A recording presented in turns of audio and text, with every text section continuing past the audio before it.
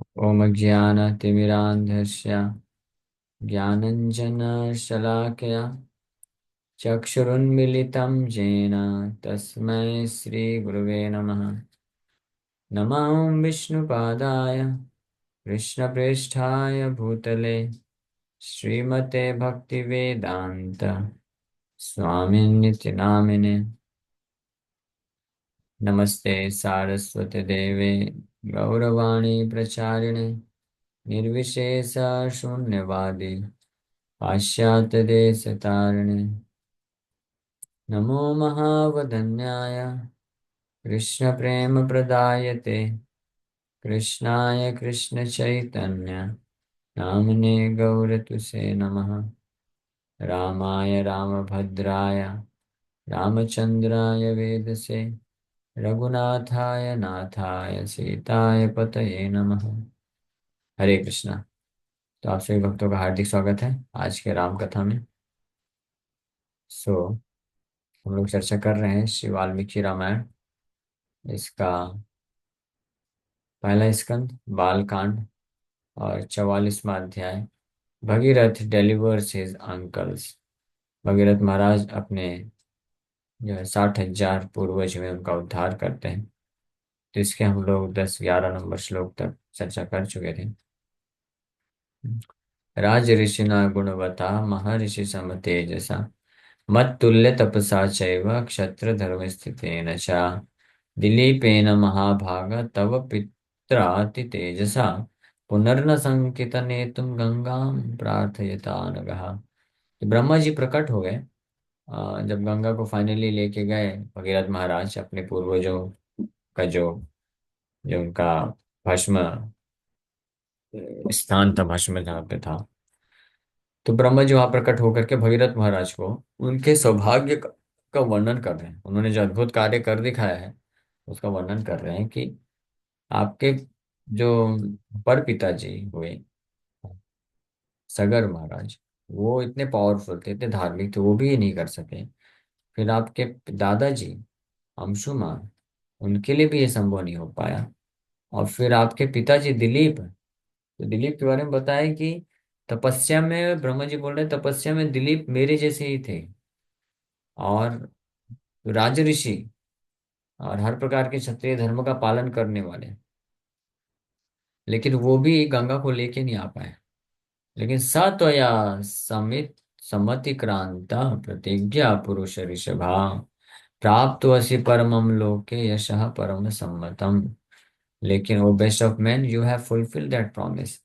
आपने उस प्रॉमिस को, प्रतिज्ञा को पूरा कर दिखाया है। इसलिए आप जो है प्राप्त वसी परमम लोके यशः, या परम यश को आप प्राप्त कर लिए हैं। परम सम्मतम, fame that is supremely approved. इस प्रकार का यश आप प्राप्त कर लिए हैं। अब आगे वर्णन कर रहे हैं। यच्च गंगावतरणं त्वया कृतम् अरिन्दमा अनेन च भवान् प्राप्तो धर्मस्यायतनं महत्। O subduer of foes, and by your causing the descent of Ganga, you have attained the great foundation of piety. हाँ, त्वया कृतम अरिंदमा, शत्रु के दमन करने वाले भगीरथ महाराज, गंगा अवतरणम त्वया कृतम, आपने इस प्रकार से गंगा के अवतरण का जो कार्य किया है उसके कारण you have attained the great foundation of piety. ये बहुत अत्यधिक मात्रा में महत, महत मतलब धर्मस्य आयतनम महत, बहुत बहुत विशाल, बहुत ज्यादा मात्रा में आपने पुण्य को अर्जन कर लिया है। गंगा में स्नान करने वाले को जब इतना पुण्य मिल जाता है, पाप नष्ट हो जाते हैं, तो जो गंगा को अवतरित करा के लाए, तो कितने लाखों करोड़ों नहीं अरबों लोग उसमें जो है स्नान करेंगे, पुण्य कमाएंगे, तो उन सबका कमीशन तो मिलेगा ही ना। तो इसलिए बोल रहे हैं, महत पुण्यम आप अवतरित कराए। इसी प्रकार से जो इस संसार में भगवान को अवतरित कराते हैं वो कोई साधारण व्यक्ति नहीं होते हैं। भगवान का भक्ति करने वाले बहुत सुप्रीम डेस्टिनेशन प्राप्त करते हैं। No doubt about it. तो आध्यात्मिक पुण्य प्राप्त करते हैं, उसके बल पे वैकुंठ जा सकते हैं, इतना श्रेष्ठ है। सब हर प्रकार के भौतिक पुण्य एक तरफ, फिर भी आध्यात्मिक पुण्य से कोई तुलना नहीं किया जा सकता। लेकिन जो ऐसे भगवान की भक्ति को अवतरित कराते हैं, वो कौन है? His divine grace Srila Prabhupada. हाँ, तो उनका जो इस प्रकार से भक्ति सुकृति या उनका जो बोलेंगे भगवान कृष्ण किस प्रकार से महसूस करेंगे, अपने अत्यंत प्रिय होने के हो जाएंगे। यानी प्रभुपाद अत्यंत प्रिय है भगवान कृष्ण के। भगवान गीता में इस बात को बोले। और हम भी अगर प्रयास करेंगे, हाँ, प्रभुपाद जी और महान आचार्यों जैसा तो हम नहीं कर सकते, उनका 1% भी नहीं कर सकते। लेकिन हम जस्ट प्रयास करेंगे कि हम अन्य लोगों तक भक्ति पहुंचाएं। हाँ, तो इस प्रयास से भी हमको भक्ति जो है ज्यादा मात्रा में प्राप्त हो। Rivers other than Ganga were not always fit to be bathed in because of dust। हाँ, अच्छा, अभी आगे ये श्लोक, नेक्स्ट श्लोक है। तो बोल रहे हैं आप इस प्रकार से महान पुण्य को प्राप्त किया। प्लावयस्व त्वमात्मानं नरोत्तम सदोचिते सलिले पुरुष व्याघ्रा शुचि पुण्य फलो भव। O best of men, bathe yourself in the water of Ganga that is always fit to be bathed in। O tiger among men, become pure and attain the fruit of piety। हाँ, तो ब्रह्मा जी भगीरथ महाराज को बोल रहे हैं कि आप खुद भी गंगा में स्नान करिए, जो कि हमेशा ऑलवेज फिट टू बी बेथेड इन। गंगा जो है हमेशा योग्य है स्नान करने के लिए। हाँ, कभी ऐसी परिस्थिति हुई कि बहुत सारे बाहरी रूप से बहुत सारे उसमें गंदगी अगर कोई डाल भी देता है, गंदा दिखता है, तब भी योग्य है पूरी तरीके से स्नान करने के लिए। शुचि पुण्य फलो भवा। शुचि प्योर, पुण्य फलो भवा। प्लवश्च त्वम् आत्मानं नरोत्तमं सदा उचिते सलिले। सदा उचिते, हमेशा उचित है इसमें स्नान करना। सो अदर रिवर्स, जो अन्य नदियां हैं, वो हमेशा स्नान करने के लिए उचित नहीं रहती हैं अगर उसमें गंदगी रहती है। लेकिन गंगा के लिए, यमुना के लिए ये बात लागू नहीं होता है। हाँ, स्पेशली यहाँ पे गंगा का वर्णन कर रहे हैं, तो गंगा हमेशा। पितामहानां सर्वेषां कुरुष्व सलिलक्रियाम् स्वस्ति ते अस्तु गमिष्यामि स्वं लोकं गम्यतां नृपा। Perform the final rites for all of your grandfathers. May there be auspiciousness unto you. I will depart to my abode. O king, you can also leave। फिर फाइनली पितामह, जो है ब्रह्मा जी, आदेश दिए कि आप अपने पितामहान, अपने ग्रैंडफादर्स, सर्वेशम, सबके लिए जो फाइनल राइट्स कुरुस्व सलिलक क्रियाम, जिसको पिंडोदक क्रिया भी बोलते हैं। पिंड उदक, उदक मतलब पानी, क्रिया सलिल, तो सलिल क्रिया फाइनल राइट्स। सलिल मतलब जल, तो इस जल, गंगा जल के माध्यम से आप अंतिम संस्कार करिए। स्वस्ति अस्तु, आपके लिए मैं शुभकामना करता हूँ कि आप, आपको जो है आपका मंगलमय हो, ऐसी ऐसा आशीर्वाद देते हुए गमिष्यामि, अब मैं जा रहा हूँ, स्वम लोकम गम्यताम, और आप भी अपने लोक को प्रस्थान करिए। So Srila Prabhupada explains in Bhagavad Gita 16.22 purport why the Vedic system promotes the kind of pious activities that Bhagirath engaged in, such as delivering his forefathers from their forced life. In the Vedic literature, the ways of actions and reaction are prescribed to enable one to come to the stage of purification। संस्कार जिसको बोलते हैं, प्रभुपाद जी गीता के तात्पर्य में वर्णन करते हैं कि जो वैदिक संस्कार बताए गए हैं, 16 संस्कार टोटल होते हैं जन्म के पहले से ही, गर्भदान से लेकर के अंतिम संस्कार तक। जन्म जो होता है वो चौथा संस्कार है। जब बच्चा जन्म लेता है उसको जात संस्कार बोलते हैं, वो चौथा संस्कार है। उसके पूर्व 3 संस्कार हो जाते हैं। गर्भ में रहते रहते 2 संस्कार, और गर्भ को धारण करने के वक्त गर्भदान संस्कार, फिर जात संस्कार, फिर नामकरण संस्कार, फिर दीक्षा होता है यानी पढ़ाई करने के लिए, उसके पहले अन्नप्राशन संस्कार, और फिर जो है दीक्षा प्राप्त करके वैदिक अध्ययन प्राप्त करने के लिए करता है, विप्र बनता है, वो एक संस्कार होता है। फिर आगे इसी प्रकार से फिर विवाह संस्कार, फिर ऐसे टोटल 16 संस्कार हैं। ये जो संस्कार किए जाते हैं, इसका उद्देश्य क्या है? इसका उद्देश्य है कि जन्मना जायते शूद्रा, जन्म से जो भी व्यक्ति जन्म लेता है, वो जन्म से हर कोई क्या होता है? शूद्र होता है। शूद्र मतलब एज गुड एज एनिमल। लेकिन संस्कारात भवेत् द्विजा, संस्कारों को जब पालन करता है तब वो द्विज बन पाता है। द्विज मतलब सेकंड बर्थ होता है उसका। विप्र बनेगा, ब्राह्मण क्षत्रिय वैश्य, स्पेशली 3 कैटेगरी के लोग होते हैं, उच्च वर्ण बोला जाता है, तो वो उनका ये द्विज संस्कार होता है। संस्कार के द्वारा ही वो द्विज कहलाते हैं। तो ये शुद्धिकरण के लिए, संस्कार मतलब शुद्धिकरण, purification. So the whole method is based on giving up lust, greed and anger. ये काम, क्रोध और लोभ को के वासनाओं से मुक्त करने के लिए ये सब मेथड बनाया गया है। By cultivating knowledge of this process, one can be elevated to the highest position of self-realization. This self-realization perfected devotional service. तो इस प्रकार के संस्कार को जब कोई पालन करता है, तो इस प्रोसेस, इस विधि के द्वारा वो धीरे धीरे आत्म साक्षात्कार की स्थिति तक पहुंचता है। और फिर वहां से वो जो है व्यक्ति भगवान की भक्ति करके परफेक्ट होता है। भक्ति, शुद्ध भक्ति तक पहुंचता है। सेल्फ रियलाइजेशन के बाद फिर भक्ति प्रारंभ करता है। All such past activities gradually over lifetime add up to purification from lust, anger, and greed. Lord Brahma, the spiritual master of the entire universe, understands this very well and was therefore very happy with Bhagirath's endeavors to deliver his forefathers. ये सारे जो संस्कार हैं, ये इसलिए जरूरी हैं व्यक्ति के हृदय को काम, क्रोध और लोभ से शुद्धिकरण करने के लिए, ताकि वो उस प्लेटफॉर्म में आ सके, उस स्तर पे आ सके जहाँ पे फिर जाके वो भक्ति स्वीकार कर सके। हाँ। इसलिए इसका मतलब ये है कि जो भक्ति कर रहा है, भक्ति के प्लेटफॉर्म में आ चुका है, इसका मतलब वो सारे ये संस्कार जो है कर चुका है, पूरे जन्म में सब कुछ ऑलरेडी कर चुका है, तब इस स्थिति में पहुंचा है। नहीं तो इतना आसानी से कोई पहुंच नहीं सकता है। इसलिए ब्रह्मा जी यहाँ पे भगीरथ महाराज से बहुत प्रसन्न हुए कि उन्होंने ये सिस्टम चालू जो है तैयार किए माता गंगा को बुलाने के पश्चात। इत्येवम् उक्त्वा देवेश सर्वलोक पितामह, यथागतं तथा गच्छत् देवलोकं महायशः। Having spoken thus, the greatly famous Lord Brahma, the Lord of the Devas and the grandfather of all the worlds, left for his celestial abode alone, just as he had arrived.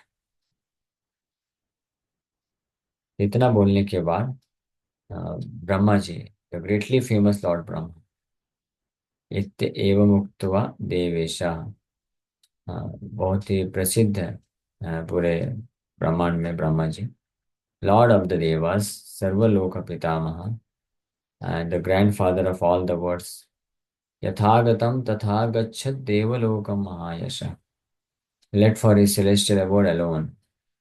अकेले आए थे और वापस गए, ये बोल करके, आशीर्वाद दे करके और शुभकामना देने के पश्चात।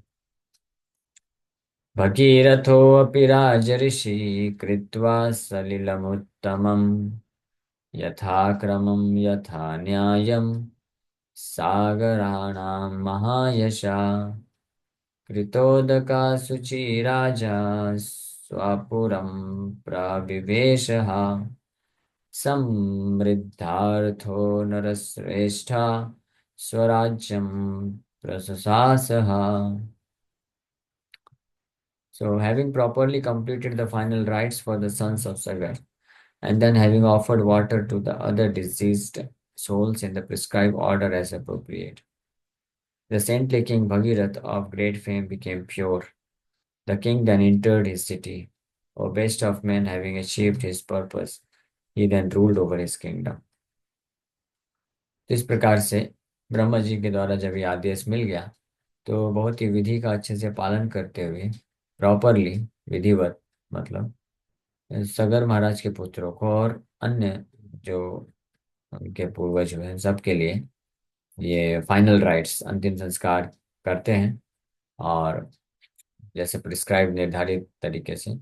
और इस प्रकार से सेंट्ली किंग भगीरथ भगीरथ महाराज फेम बिकेम प्योर, और एक शुद्ध ख्याति को प्राप्त करते हैं, इसलिए आज भी वो शुद्ध ख्याति विद्यमान है।